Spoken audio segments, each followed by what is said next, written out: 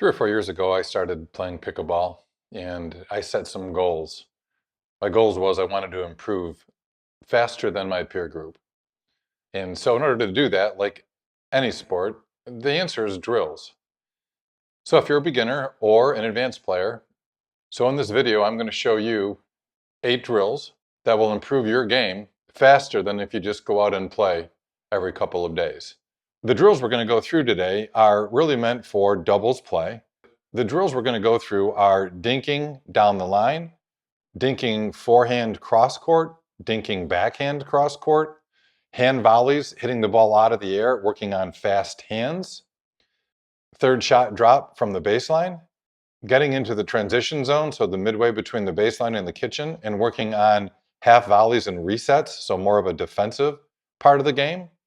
And then we'll do serves, serve return, and third shot drop, kind of tying the first 3 shots of the game together.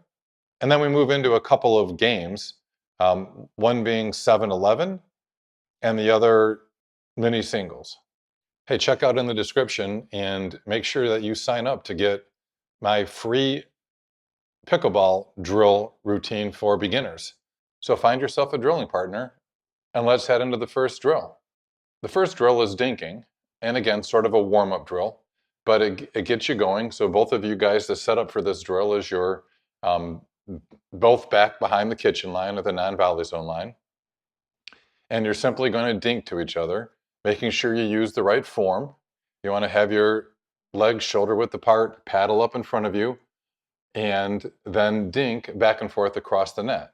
Ideally, you want the ball to hit its peak on your side of the net, about a foot, 8-12 inches above the net. You don't want it to be 3 or 4 feet above the net, not really high, just arcing on your side and dropping in across the net and bouncing into the kitchen or non-volley zone line. Your partner returns it. So again, move the ball back and forth in your dinking, left foot, right foot of your opponent, so backhand foot, forehand foot, and get a feel for the ball and warm up. Again, work on proper form, bringing the paddle up after every shot. You'll see in the video, we try and do that. And do this for a couple minutes. And do this for a couple of minutes. Again, I like to play a game to 5 when I'm doing the drills. So it's just a simple way to move it to the next level of the drill. So for example, the dinking, you could dink back and forth and keep score. It's not competitive, so we'll talk about these drills. Again, you're a beginner. These drills should be cooperative. You're trying to actually help the other player out. You want to use good form, work on your skills and your side, but let the other player work on their skills as well. As you move up and you get more advanced, then the drills can become a little more competitive. Okay, so we're done dinking down the line. We're warmed up. Now we're going to dink cross court, and we'll do forehand first. So you're going to dink your forehand to your partner's forehand on the other side of the court. So you're lined up on the even side on your side of the court or the right-hand side. They're lined up on the even side or the right-hand side of their side of the court. You want to make sure you're centered in your court between the center line and the sideline of the court to start the drill. You don't want to stand right at the tee or middle of the court, nor do you want to stand all the way out to the side and start dinking back and forth. Again, proper form, your legs shoulder width apart, paddle up in front of you. And when they dink it to you, you want to move your feet on the drills. And again, play the ball where you're stable base between your feet. Remember, every time they go to hit it, do a little split step, just a little hop to get yourself set thinking about the shot. Again, you're dinking back and forth, usually forehand to forehand.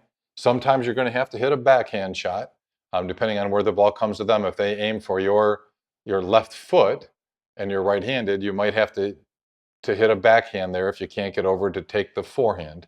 And work on moving the ball around, forehand to forehand, cross court, inside the court, outside the court. When I say inside, I mean the center line of the court, right? Keeping it in the center line, and then outside of the center line. As you advance, you'll work on some top spin and some undercut shots, but initially as a beginner, it's just hitting the ball back and forth and controlling where the ball goes. Play a game to 5. Every time you miss a shot, the other player gets a point. If you're finding this video helpful, make sure you like and subscribe and sign up for my newsletter. I also do coaching as well. You can see that information below in the description. When you're done dinking forehand, cross court, now we move and we dink backhand. So again, same thing, the setup is you're now on the left side of the court or the odd side, and you're centered between the center line of the court and the sideline of the court. And again, the goal here is you're going to hit backhand dinks to your opponent. Again, same thing. Make sure that you've got a stable base, legs shoulder width apart or a little more, paddle in front of you, and take backhand shots, dinking to your opponent. Again, don't dink real high. You're trying to move it around, hitting it to their inside foot, their outside foot, and they'll do the same to you. Once again, as you progress, you'll work on a little more top spin shots, maybe a two-y backhand, so using two hands on the paddle for a backhand, and undercut shots. Again, let's talk a little bit about dinking form. There's another video on that, but your dinks should not be wristy. It should all really be shoulder, just like throwing a beanbag for beanbag toss. Your dinking should be pivoting at the shoulder, not wrist or elbow. All right, you've probably been doing dinking for about 10 minutes or so. Time to move on to the next drill. What I would say though is, while there's a routine setup here that we're going through on the drills, if you need to stay on a drill longer because that's something you need to work on or your partner needs to work on, stay on a drill longer. You can drill one set of drills all day one day. The intent of this series of drills, though, is to take you through the drills that you need to be a better doubles partner. We're now going to go into volley drills. Volley drills are hitting the ball out of the air. And to get faster at volley drills, as part of the goals of pickleball, you'll see a lot of people in fast hands battles at the non-volley zone line, back and forth across the net. You and your partner line up across from each other down the line. And what I want you to do is come inside of the line. So your heels are going to be standing, you're going to be standing in the kitchen with your heels touching the non-volley zone line. So you've moved in, a foot or two or over where the normal position is. And you're going to hit it to your partner out of the air. Your goal is to aim for their belly and keep it cooperative. Try to keep it controlled, pull it back in.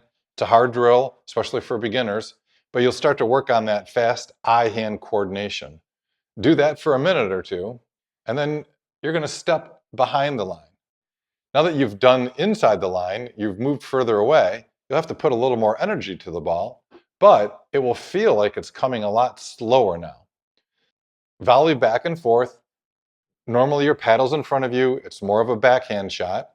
You'll work on forehand if the ball gets out of position, right? Goes to the right, goes to the left. You got to move around a little bit. But try and bring control back and bring that volley back to your partner's belly and vice versa, right? Again, a cooperative drill to work on control and start to work on your fast hand, eye hands coordination. You're going to be all over the place initially. Don't worry about that. Grab the ball, start again, and volley back and forth. Again, do this for 2 or 3 minutes. And then what you're going to do is move into a reset portion of this drill. One of you will always volley the ball back in the air to the other opponent. Your partner will, every other shot, reset the ball. So they'll volley it to you, you volley it back to them. The next shot that comes back to them, they try to softly drop the ball in the kitchen over the net, and that's called a reset. You hit it off the bounce and speed it back up to them. They volley it back in the air, you volley back to them, they reset again. Do that 4 or 5 times per side, then change roles. Then the other player does the resets. Resets are an important part of the pickleball game, and as you get more advanced, they become more important to be able to reset the ball as well as speed that ball up off of the bounce. Okay, third shot drops. Third shot is the third shot of the game, right? You've served to the other team hits the second shot back to your team. You had to wait and let it bounce. They're probably both up at the kitchen now if they're playing their side of the game correctly, and you've got to hit a third shot. You got a couple choices for a third shot. You can hit a third shot drop, a third shot drive, a third shot lob, which beginners tend to do more often than they should. But the goal of the drill is to focus on the third shot drop. It's a shot that will take a long time to master. I think it's one of the harder shots in pickleball. But to move up and move into the next levels, if you have a third shot, it can help you beat your opponents that are so-called bangers and hit the ball hard. So one person starts at the kitchen on one side of the net with, again, a bucket of balls ideally if you have it, but you don't need a bucket. You can use a few balls. You just have to chase them a little more often. The other player, again, we're going to do crosscourt for now, stands on the baseline or behind the baseline, and their partner feeds them a ball. It's an easy, lofty second ball. The person hitting the third shot drop then drops the ball over the net to their partner. The partner, initially for beginners, you should just catch the ball so you can give the person working on the third shot drop a good feed. You then hit them another ball, again, deep in the court. They work on a third shot drop, cross court. Again, cross court really is kind of crossing the center line of the net, which is a little bit lower and a little easier to do. Ideally, you want the ball to land in the kitchen and bounce in the kitchen. The arc of the ball, you don't want it to be 10, 15 feet in the air. You know, again, 6 foot up is a good goal. And it peaks typically on your side, so it can be dropping as it goes over the net and dropping into the kitchen. So take 10 or 20 shots from the right-hand side of the court, then move to the left-hand side of the court and take 10 or 20 shots from the left-hand side of the court, then switch roles. The player that was initiating, right, standing at the kitchen or non-volley zone line, feeding you, is now going to be the person doing the third shot drop. A little bit of form on the third shot drop. Again, ideally you want to take the ball, off of your right leg, in front of you, stable stance, you're not sideways. And as the ball drops, just as it peaks and starts to come down, that's where you want to take and hit the ball to reset it back over the kitchen in your drop. You don't want to hit it as it peaks. That's a little bit harder to do. You also don't want to wait for it to be too low. So you got to move your feet, change your body position. And that third shot drop, again, initially for beginners should be, all arm pivoting at the shoulder, just like you're trying to throw a beanbag over the net to your partner. You can work on third shot drops for, 10 minutes. Again, we talked about forehand. You can switch roles and work on backhand third shot drops as well. So it's more of a cut shot, again, pivoting from the shoulder. And again, dropping cross court, dropping down the line, dropping at a diagonal, right? You can do it 3 different ways. You and your partner rotating the roles every time. So that's the third shot drop drill. Let's move up into court a little bit into the middle of the transition zone. So again, the transition zone is the space between the baseline and the kitchen. We're going to stand in the middle of that for this drill. So your partner's at the other side of the net at the non-volley zone line. They have the bucket of balls there, or your few balls that you have for your drills. You're in the transition zone. You're midway between. So your paddle now position should be lower. Mine is usually, thigh high in this case for the drill. And your partner is going to feed you balls that bounce before your feet. A good shot in pickleball, they're going to be aiming for your feet. Your goal in this drill is to have the backhand approach to your paddle down between your legs. Again, wide stance. You're on defense now, watching where they're going to hit the ball. Those balls that bounce, you're going to have volley it, again, back over the net into the kitchen, a reset shot. You're not attacking on this drill. So again, they feed you a ball, you reset over the net, have it drop in the kitchen. Some of the balls are going to hit you come in the air. You need to take those balls out of the air, again, and reset the ball back in the kitchen. 80% of the shots you're going to hit here are on your backhand side with the paddle in front of you. Again, I use 2 hands. I strongly suggest you work on 2 hands.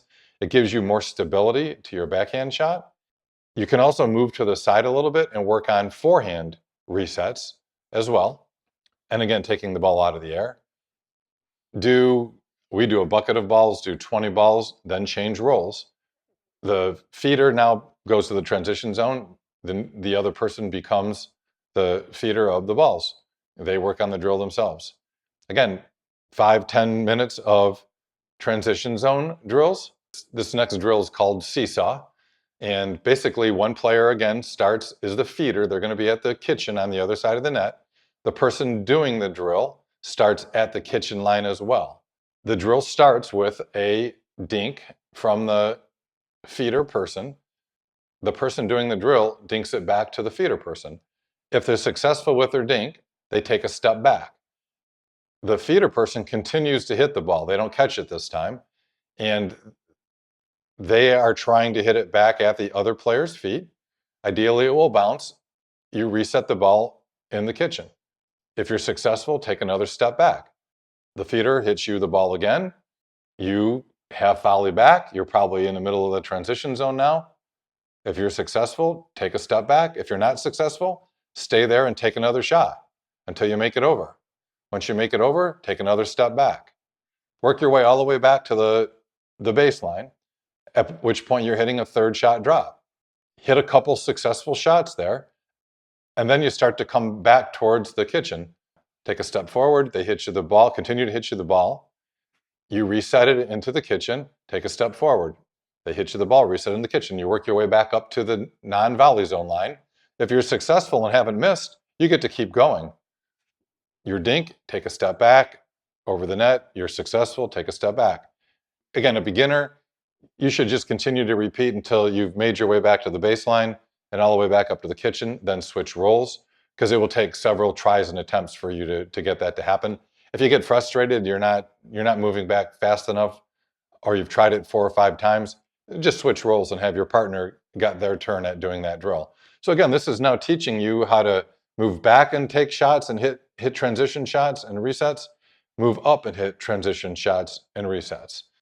As you do the drill, you want to work on good form every shot. Every shot, take that step back, get in the ready position. Initially, your paddle's up when you're close to the non-volley zone line. As you move back through transition, your ready position, the paddle's getting lower and lower. As you're at the baseline, your paddle position is actually down, right, mid-shin level, because if the ball comes in the air, it's probably going to go out. So you take advantage of that ball going out and reset it back in the kitchen. Every time the player, your feeder, goes to hit the ball, do a little split step, a little hop, right, to get ready for the shot. And then move from there to make that next shot. So that's the seesaw drill. Okay, let's back it up a little bit and work on the first 3 shots of the game. The serve, the return of serve, and a third shot drop. As a beginner, something you should practice. You're going to work on getting the ball in the kitchen. And again, there's a video on serving. Feel free to look that up on my channel. But in general, right, you're standing behind the baseline and you want to serve the ball to your opponent. You're trying to hit a deeper serve if you can, not something that's really short. Your partner then is returning your serve. And again, as a partner, your goal is to hit a lofty, not a lob. So again, 6, 7, 8 feet high, deep return to the person who served it to you. And then the person who served hits a third shot drop. And then the drill ends. You want to work on good form. Make sure you're in your ready positions for each of the shots. You've already done the drills on third shot drop, so hopefully you're getting in practice there. So again, it's player serves, your partner returns you the serve, and you hit a third shot drop. Do that a few times, then change roles, or every other shot, just take turns. Then the other player would serve, you return a deep shot, they hit their third shot drop. Again, you can do this for 5 or 10 minutes, and you can serve right side to right side or left side to left side, and alternate back and forth between the two. So that's serve, return, third shot drop. Okay, it's time for a couple of competitive games. This is my favorite game. It kind of brings everything together, and it's called 7-Eleven. So the setup for this drill is similar to the other ones. One player starts at the kitchen, and they're the feeder to start the game. The other player is at the baseline on the other side of the net. And again, we'll just say down the line for now, but you can play 7-Eleven at an angle if you want as well, cross even side to even side or odd side to odd side, but we'll say down the line for the sake of this drill. The feeder is giving you the equivalent of a second shot. So something fairly easy to hit deep in the court, and you have to start the game with a third shot drop. Again, initially, you may want to get 2 chances at a third shot drop before you give a point to your opponent. We don't play that way anymore. As we've advanced, we actually get our third shot drops in. So the bottom line is every shot you miss, the other player gets a point. And the reason the game is called 7-11 is because the baseline player is back. They're at a disadvantage. They're on defense right away. The player at the kitchen on the other side, they're up front, they're on offense. So they have a better opportunity to score points than the person that's back. So the person feeds them the ball. The player that's at the baseline hits a third shot drop. They move up to the middle of the transition zone. The rules of the game are you have to stop there. So you're waiting there to now take your next shot. If you've hit a good third shot drop, you have to hit a reset if it's low. If the ball is high, you can attack from there. You make your next shot a reset into the kitchen. The other player hits the ball back to you. You're now moved up to the kitchen. And you're in a dinking game with the player on the other side trying to win a point. If at any point during any of this, somebody missed a shot or it goes out of bounds, it crosses the center line. So the center line is the boundary on one side, the sideline, if you will, and then the sideline on the other side or an out ball. The other player gets that point. And you play it like a regular game. If the feeder gets to 11 before the baseline player gets to 7, they win the game. Again, it's a competitive game, but for beginners, you should make it more cooperative, right? Just try and get the ball in and move it along. Once the game is over, switch roles, and the other player now goes to the baseline, and the one feeds them the ball. You can see it kind of ties everything together. It ties together the third shot drop, ties together midcourt transition defense, and dinking at the kitchen and speed ups to try and win a point. So that's 7-11. The other game is mini singles, and it's more of a full regular game. You start off diagonally away from each other. The true game of skinny singles is based on your score. So 0-0 says you're on the right side of the court. If your score is even, you're on the right side. If your score is odd, you're on the left side. The other player stays where they are based on their score. And so sometimes you're playing points down the line. Sometimes you're playing points at an angle. Again, if you're a beginner, it doesn't matter. Pick how you want to play at an angle and just play at an angle. Again, you serve to the other player. The other player returns the second shot. You move up in the court with the skills that you've been doing drills on and try and play the point out from the kitchen line in a dinking rally. You're going to miss shots. You're going to score points early. Some of your serves are going to go in. You get a point for that. In this game, you only get a point when you serve, unlike 7-11 where you get a point anytime the ball drops. You serve, don't score a point. Your opponent then serves. They're on the even side.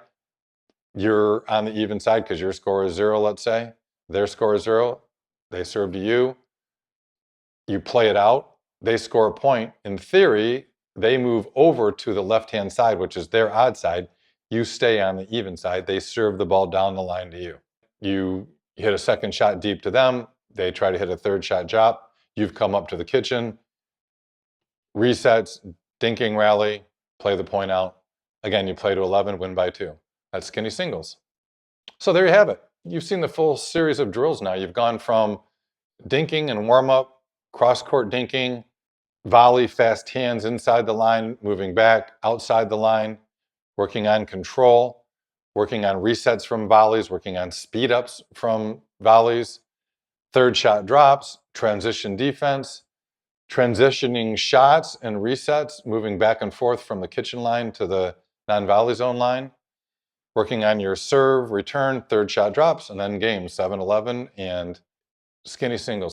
Again, like and subscribe below. And I've picked a video out for you to watch. YouTube has picked a different video. See you on the courts.